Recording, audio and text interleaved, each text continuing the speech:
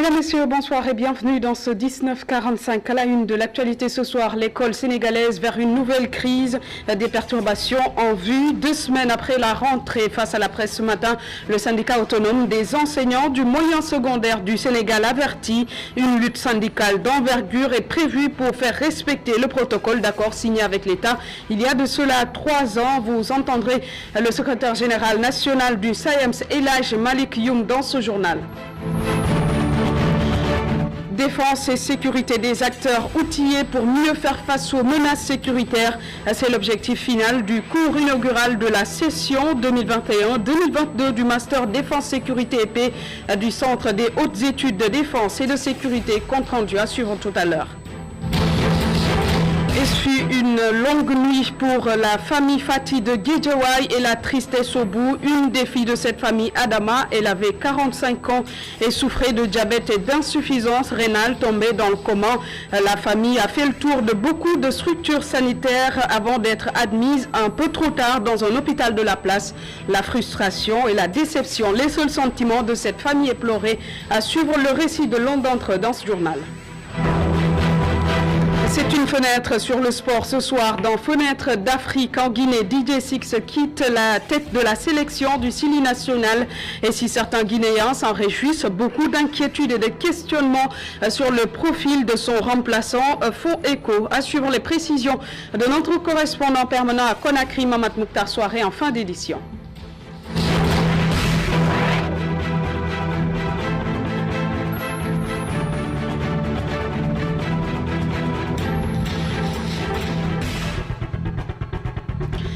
Bienvenue à tous. Le SAEMS démarre l'année scolaire sur le pied de guerre face à la presse aujourd'hui. Les enseignants préviennent qu'une lutte syndicale d'envergure sera entamée pour exiger l'appurement de tous les points contenus dans le protocole d'accord signé avec l'État il y a de cela 3 ans.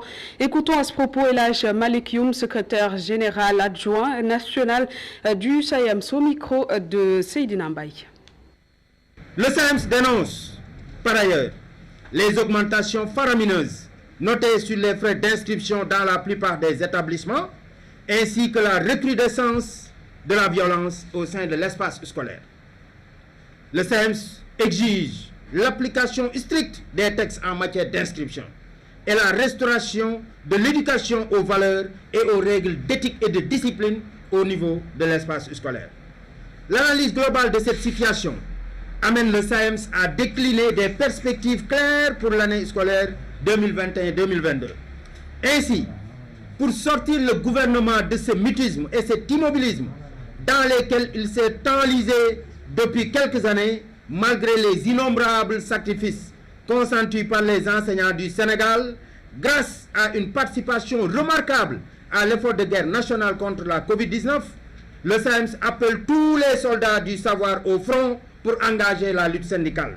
Le SAEMS a adopté une feuille de route syndicale 2021-2022 articulée autour de 3 axes prioritaires.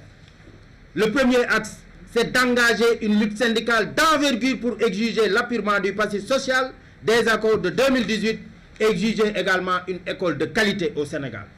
Le deuxième axe prioritaire, c'est d'organiser des tournées syndicales pour la remobilisation et la redynamisation de la base syndicale. Le troisième axe prioritaire pour cette année, c'est d'exiger le respect strict et de respecter également strictement le calendrier des instances de notre syndicat. Défense et sécurité, l'état de la théorie à la réalité au Sahel, c'est le thème de la session 2021-2022 du Master Défense, Sécurité et Paix du Centre des Hautes Études de Sécurité et de Paix qui a démarré ce matin avec comme principal objectif outiller les acteurs civils et militaires face aux menaces sécuritaires. Le compte rendu signé Papa Madiakhaté Sarr. Ce Master Défense, Sécurité et Paix répond à un besoin de formation des acteurs civils comme militaires face aux menaces qui guettent le Sénégal. Cette année encore, comme depuis son lancement en 2015, il va y avoir une 40aine de bénéficiaires. Le Master Défense, Sécurité et Paix qui était à l'honneur ce matin est un master qui a été créé depuis 2015. Pour répondre un peu aux besoins en expertise de l'État dans le domaine de la défense et de la sécurité. C'est un master donc qui s'adresse à tous les Sénégalais qui remplissent les conditions, aussi bien du secteur civil que du cadre du secteur militaire et paramilitaire. Le professeur Serigne Diop, ancien ministre et médiateur de la République, a dispensé le cours inaugural de l'édition 2021-2022 de ce master. Il a porté sur le thème « État, de la théorie à la réalité au Sahel ». L'État, parce que c'est lui, comme on le dit, qui a le monopole de la violence légitime. L'État, parce que c'est l'État qui est responsable de l'intégrité territoriale. L'État, parce que c'est à l'État de protéger les biens et les personnes. Donc c'est une situation sécuritaire volatile qui implique une présence massive et vigoureuse de l'État pour pouvoir relever ces défis. Et c'est pourquoi nous avons pensé qu'il était pertinent de réfléchir sur ça à la lumière de tout ce qui se passe autour de nous, marqué par l'effondrement pour la plupart de certains systèmes, de certaines entités politiques. 14 des 40 membres de la 5e promotion édition 2019-2020 ont reçu leur diplôme à l'occasion de cette journée. Une formation importante au vu des enjeux selon eux. C'est une formation qui est très riche, qui est multidisciplinaire, qui aborde des aspects théoriques, mais également beaucoup d'outils pratiques qui permettent donc aux auditeurs formés de mieux apprécier les questions de sécurité, les enjeux de sécurité, mais également, quel que soit leur cadre d'emploi, quelle que soit leur formation, de pouvoir avoir cette touche sécuritaire qui est très importante. C'est un enjeu stratégique. Durant 10 mois, la quarantaine de bénéficiaires de ce master va être formée.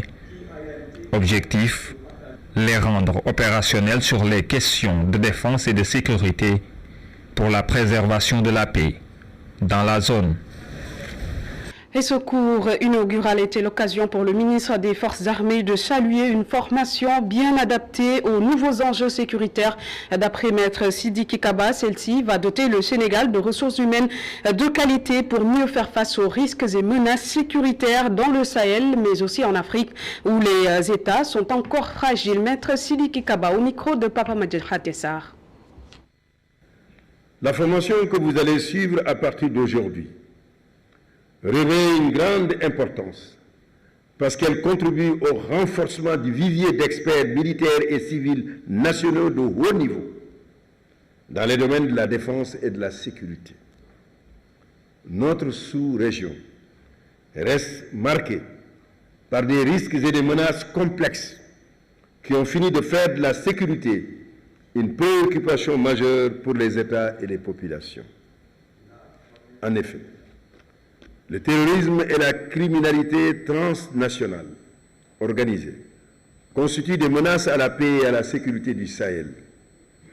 Les dynamiques de résilience qui doivent aller au-delà du cadre des actions militaires requièrent des ressources humaines de qualité, préparées aux nouveaux défis protéiformes de la sécurité nationale et sous-régionale. Le Centre des hautes études de défense et de sécurité y contribue depuis plusieurs années en assurant la formation des cadres civils et militaires par le renforcement des connaissances et l'appropriation des clés de compréhension de l'environnement géostratégique et des enjeux majeurs de défense et de sécurité. Le Master Défense, Sécurité et Paix, que vous allez suivre pendant 1 an, ambitionne de mettre à la disposition de nos pays des ressources humaines de haut niveau, disposant de l'expertise nécessaire dans les domaines de la défense et de la sécurité pour appréhender les phénomènes et facteurs exogènes comme endogènes afin de favoriser la prise de décisions adéquates au niveau stratégique. Et puis, toujours dans le même chapitre, Ziguinchor, le nouveau commandant de la zone militaire numéro 5 installé ce jeudi par le chef d'état-major général des armées, Cheikh Ouad, le successeur du colonel Souleymane Kandé, revient ici sur les grands axes de sa mission dans le sud du pays. Colonel Tchernondour, le nouveau commandant de la zone militaire numéro 5, au micro d'Assanba. Recevant le drapeau ce matin des mains du chef d'état-major général des armées, J'appréhende donc ma mission sereinement, mais également sous beaucoup de challenges et de défis. La mission, nous pouvons l'apprécier sur deux volets.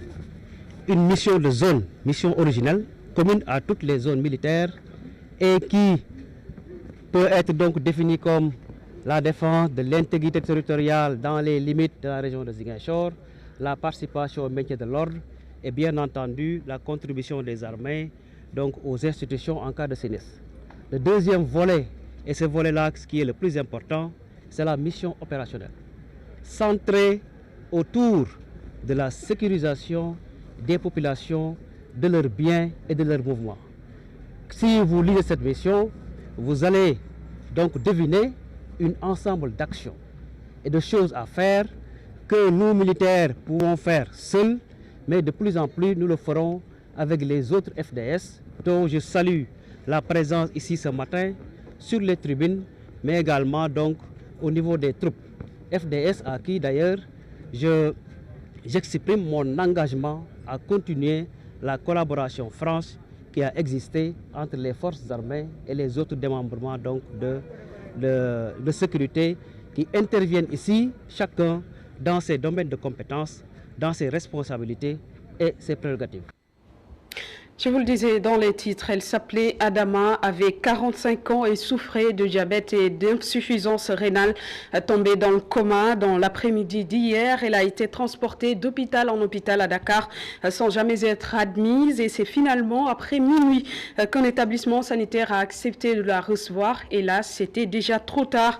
Selon la version de la famille Fati établie au quartier Cherwad de Guédiawaye, Mamadou Lamine Fati, par ailleurs notre correspondant en banlieue dakaroise signe ce récit. Écoutons.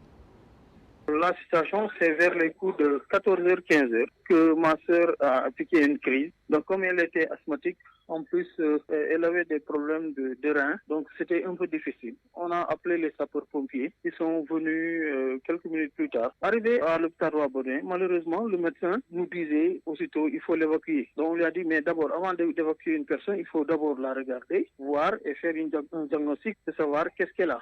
Et ça nous permet, sur l'évacuation, de pouvoir dire au médecin, donc c'est ça qu'elle a ou bien. Donc il a refusé. On a insisté. Finalement, il a accepté de mettre un papier. Et sur le papier, il a juste dit à évacuer à Réa Dantec. On est allé à l'hôpital Le Dantec vers 16h. On est arrivé là-bas vers 17h. Donc de 17h à 19h, on n'avait même pas la possibilité d'avoir un médecin pour regarder le malade. Il nous disait juste on n'a pas de place. Mais ce qui nous a fait mal, c'est surtout quand un malade vient. La première chose, c'est d'abord l'observer, pour le sculpter, donc faire le diagnostic, voir concrètement, et après, s'il faut référer, envoyer dans un autre lieu de référence. Mais malheureusement, les médecins n'ont même pas vu. Il a fallu qu'on essaie de faire un scandale sur les lieux pour qu'à la fin, les médecins daignent venir au niveau de l'ambulance pour voir, pour constater les faits. Et toutes nos condoléances à notre confrère Mamadou Lamine Fati. Les acteurs du secteur de la boulangerie ont signé une nouvelle convention collective après des mois de négociations. Oui, et selon les différentes parties prenantes, ce secteur est stratégique et doit être assaini et régularisé pour plus de stabilité. Mariam Diaye et Augustin Mandang. Le pain, un facteur de paix et de convivialité, mais surtout un élément stratégique. Une phrase qui a été le refrain de la cérémonie officielle de signature de la nouvelle convention collective du secteur de la boulangerie. Une cérémonie qui a enregistré une forte affluence. Elle a réuni tous les membres du secteur du pain, un secteur à apaiser. Tous les partenaires sociaux ont pris conscience de la nécessité de pacifier le climat social grâce à l'établissement d'une nouvelle norme de gestion des relations professionnelles dans le secteur de la boulangerie, ce qui constitue un acquis de haute portée historique et sociale. Un climat apaisé, oui, mais cela passe aussi par l'assainissement du secteur avec beaucoup plus d'hygiène. Des activités importantes ont été menées dans le cadre du processus d'assainissement du secteur de la boulangerie, notamment l'enclenchement de la procédure de déclaration et d'autorisation des kiosques en collaboration avec les autorités administratives et municipales. la lutte contre l'intermédiation persistante dans le secteur et l'amélioration des conditions d'hygiène. La capacité de résilience du secteur saluée par le ministre du Travail. Le contexte actuel de crise sanitaire mondiale, marqué par de profondes répercussions sur le marché du travail, me donne l'occasion de relever, pour m'en réjouir, la capacité de résilience de notre système de dialogue social.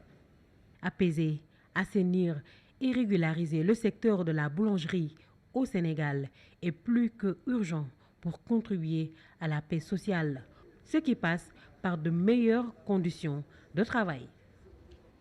Et pour éviter d'éventuelles perturbations dans ce secteur, le président de la Fédération nationale des boulangers du Sénégal invite l'État à faire appliquer la vérité des prix du pain qui, selon lui, devrait coûter 200 francs CFA. Amadou Gaye, que je vous propose d'écouter au micro de Marem Day. Écoutez, ça n'a rien à voir avec la perturbation. Vous voyez, le ministère du Commerce était présent. Une perturbation dans le secteur, c'est quoi? C'est la non-application de la réglementation du secteur dans ce pays-là. C'est que l'application de la vérité des prix dans ce pays-là.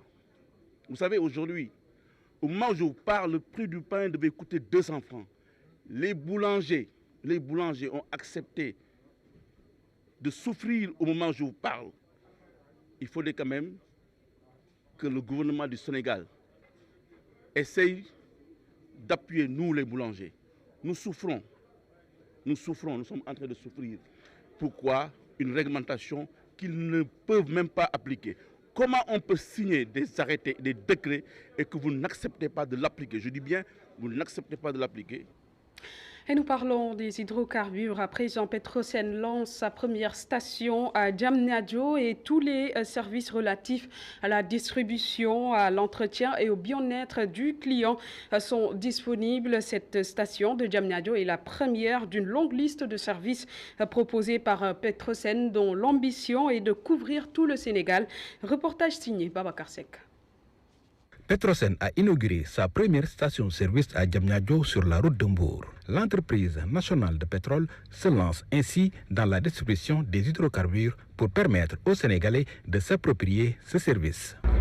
Dans la distribution des produits pétroliers, forcément, un des maillons essentiels, ce sont les stations-service que nous voyons tous les jours. C'est pour ça, c'est ce que je disais tout à l'heure, il y a 900 stations au Sénégal, mais cette station est la station de tous les Sénégalais, puisque nous sommes tous des actionnaires de Petrosen. D'où cette symbolique qui était importante aujourd'hui de lancer cette première station.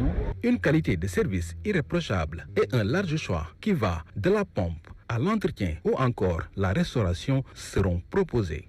Nous, on est plutôt dans un concept qu'on appelle one-stop shop.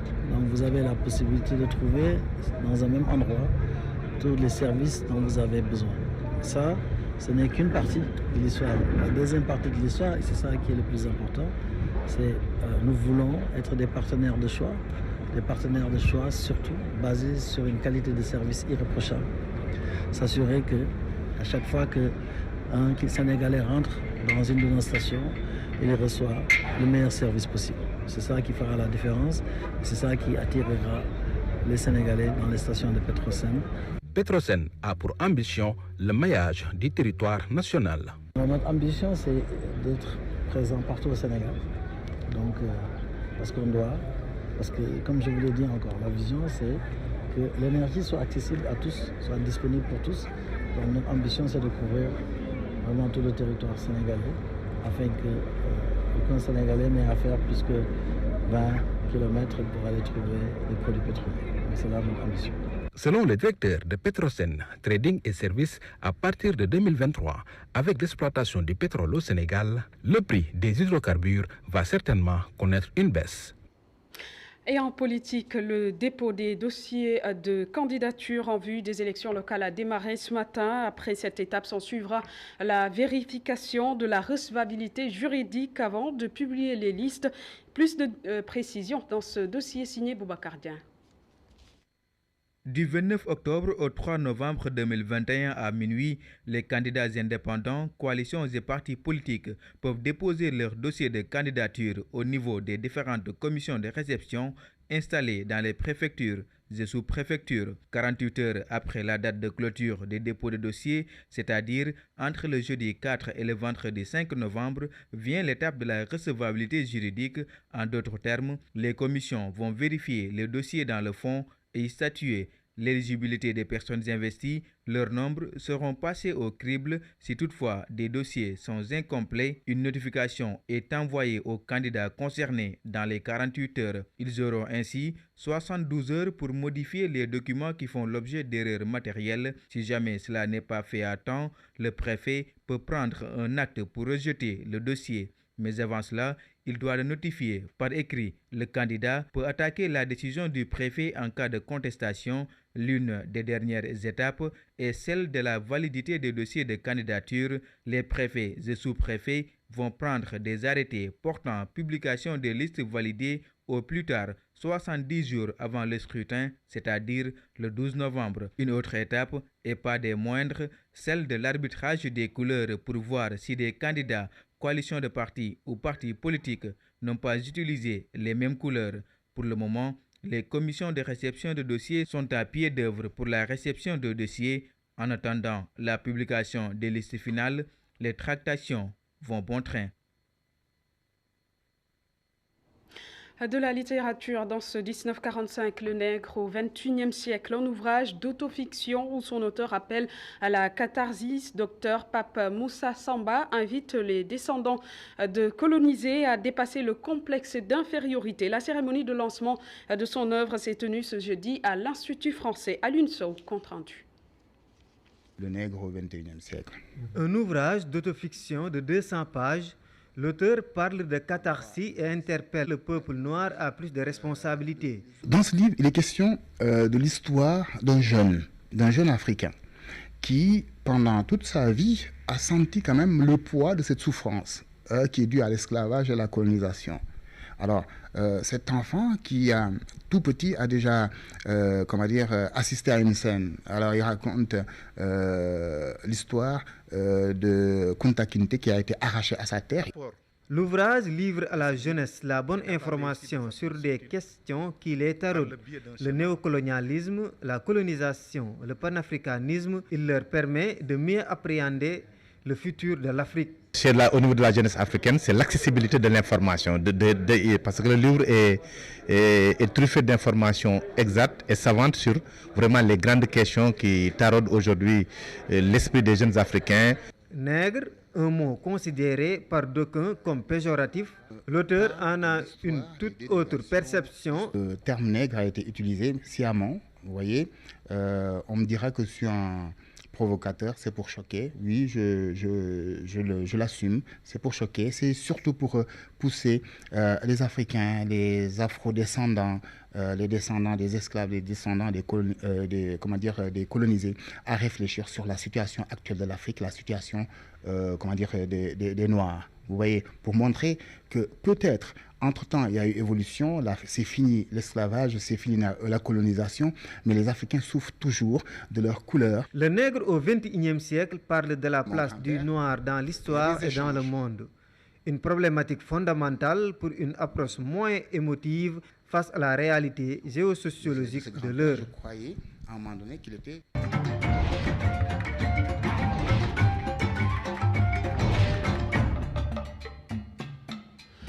Une fenêtre sur la Guinée, les Guinéens qui saluent le départ du coach national DJ Six. Néanmoins, beaucoup d'inquiétudes qui, pour le remplacer, le choix porté sur le coach adjoint Kaba Diawara pour assurer l'intérim ne semble pas rassurer les Guinéens. Mohamed Mouktar Soare en direct de Conakry. Bonjour chers toutes et tous, bonjour à l'ensemble des téléspectateurs de ITV, plaisir de vous retrouver comme toujours. Cette fois on va parler non politique mais plutôt sport. On va parler du départ annoncé de Didier Six, le sélectionneur français donc de l'équipe nationale de Guinée, qui quitte donc l'équipe nationale au bout de 2 ans, avec un bilan extrêmement critiqué par les Guinéens. Un bilan d'abord déjà en termes de résultats concrets, juste une qualification pour la prochaine Coupe d'Afrique des Nations, pas de qualification pour le Mondial Qatar 2022. Et au-delà de tout cela, c'est que regrette ou tout de même n'apprécie pas nombre de Guinéens, c'est le contenu de jeu que l'équipe du Sili sous Didier Six proposait, un contenu de jeu extrêmement, vraiment piètre en qualité. Vous savez que les Guinéens sont friands du beau jeu, de dribble, de jeu, disons, très, très dynamique. Et là, on se rend que sous Didier Six, c'était pas réfléchi, c'était vraiment un jeu un peu saccadé, un peu perdu. Et alors voilà, donc au-delà de ce problème-là, les Guinéens avaient aussi surtout besoin, je crois, d'un coach qui sache parler aux joueurs, qui sache remobiliser les troupes quand ça ne va pas, qui sache faire comme Lappé Bangoura, tout simplement, lorsqu'il était au Chan. Vous vous souvenez, lorsqu'il était au Chan récemment à la Guinée, qui réalise quand même un excellent parcours, qui finit à la 3e place et qui rentre donc à Conakry applaudi. Voilà ce qu'attendaient les Guinéens réellement du Didier Six. Il n'a pas réussi. Et aujourd'hui, donc, qui pour le remplacer? Les regards, évidemment, se tournent vers Lappé Bangoura pour l'instant. Et il faut dire qu'en ce moment, déjà, c'est Kaba Diawara et Mandou Diallo, les 2 coachs adjoints qui vont assurer l'intérim. Et je disais tout à l'heure que l'interrogation, c'est qui pour succéder à Didier Six. Beaucoup de Guinéens veulent voir enfin Lappé Bangoura à la tête du Sili national de Guinée.